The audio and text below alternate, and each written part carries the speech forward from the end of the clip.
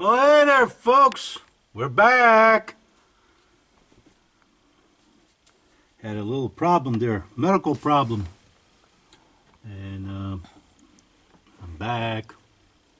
That's all I'm going to say. I'm back.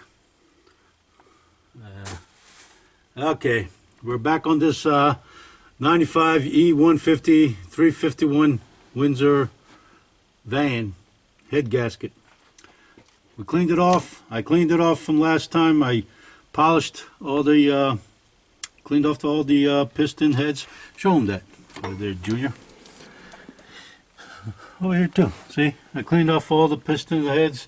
Cleaned off the surface here. I just got done blowing out the and cleaning out the hose for the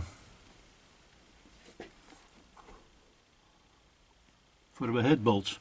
So I'm putting the gasket on. I'm going to try to get that against my doctor's wishes. Then again, I pay him. He don't pay me. There's some questions about the head gasket. Which way is up, which way is down, whatever. In this particular case, it'll say up here front. I don't know if you can see it. Can you see it on the camera? It says front. If not, I'll flip it over. See it? It says front. Although they do have here on the block both front and rear water passages. Right here in the front. Right here. And right here in the back. But this is only made so the back ones will flow water. So I'm putting this over there, over these dowels. As you can see, the front ones are blocked off. With the, can you see it? The front is blocked off, but the back here is opened up. Same thing with that side. It'll say which side is front, which side is back. Well, it won't say back, but it'll definitely say front.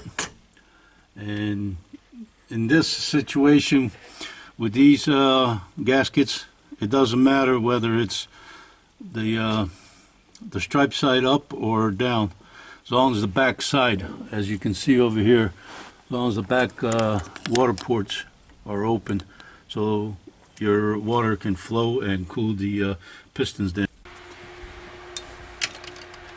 All I'm doing now is just adding the bolts, putting the bolts in where they should go, and so I don't lose it.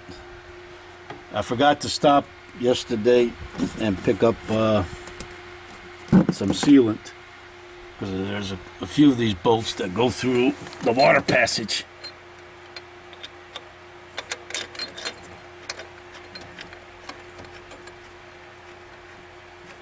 Oh boy.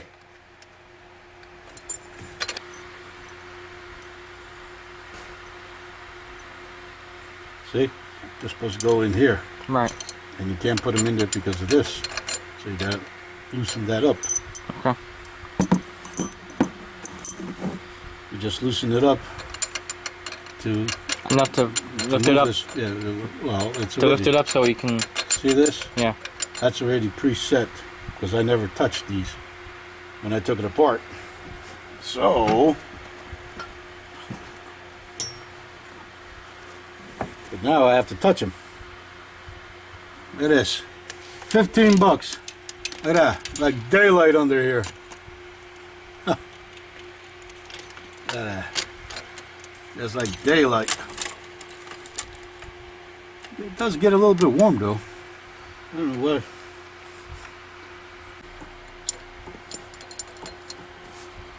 Alright folks, sorry about that, got interrupted. Phone calls. I hate when they call and I'm in the middle of working. Yeah, he's working, folks. Yep. He's working. Yes, he is.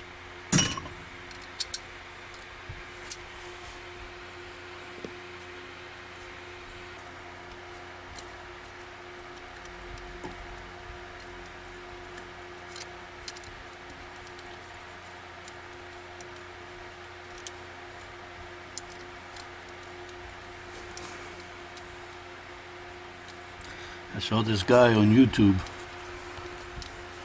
but then again, I don't know how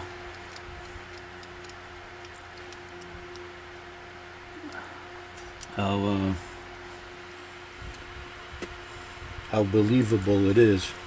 But he claims he was doing it since he was 16 years old. And he goes, that stuff about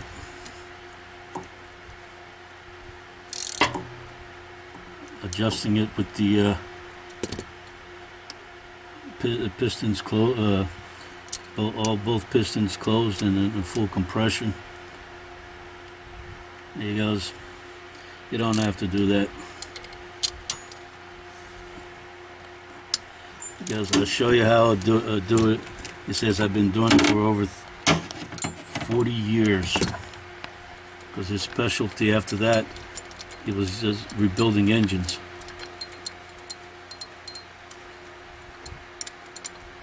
But he put it all in, and then he went and started adjusting them.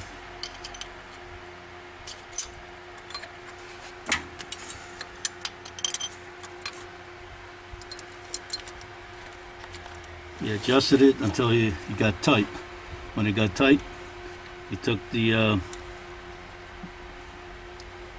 front of the motor, put the wrench on it, gave it a quarter turn, just a quarter turn. Then he went around again and testing each one. Whichever one was loose, he tightened it.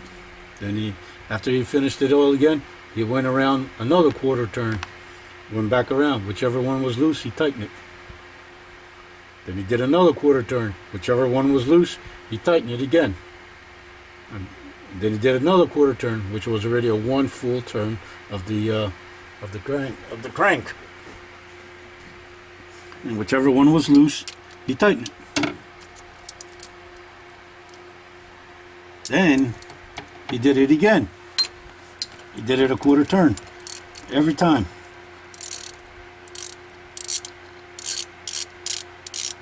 He did it like that for two rotations of the engine. And he goes, the valve lash are adjusted.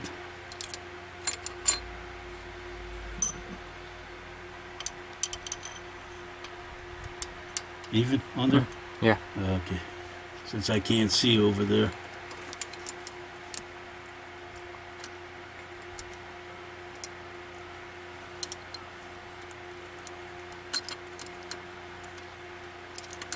He goes, a lot of people will, or he says a lot of mechanics will go around and do it.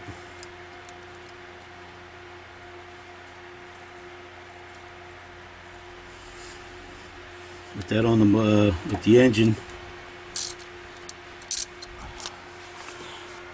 with the compression on the compression stroke. Folks. All right, folks, we're back. There we go. The left head is on. The only thing is I have to go and get some sealant because the head bolts are not tightened down. The push rods are in. They feel like they are seated in right. But I'm not going to do anything else to this until I get the sealant. So now it's the passenger side head to be put on. And I guess I don't have to bore you with us putting that on. And for those of you who are wondering why I'm doing this, right here, if you look, is a hint as to why I'm doing this. I'm not going to say what it's for, but those who do what I think they know they do, they know what it's for. This is the reason why I'm doing it. 351. Otherwise, I would have just trashed the van and kept the motor. Because the motor, right, it's a 351. But Junior talked him into keeping it and started this project. Yeah. Junior wanted it, Junior got it. Yeah, but Junior's not working on it. Ha. Yeah, Junior helped you take it apart. yeah. Okay. All right, folks. We're going to put on the other head, and like I said, we don't want to bore you with that process because it's basically the same as the driver's side. Okay. I'm hungry. Later. All right, folks.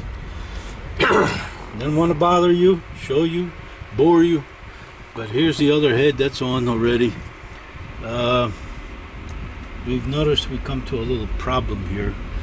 The exhaust manifolds are somehow a little tight. I think I have to go from down underneath and lift it back up to where they belong. But that's for another day. I'm tired. Yeah, I'm tired. And hungry. Okay, and he's hungry. All right, later.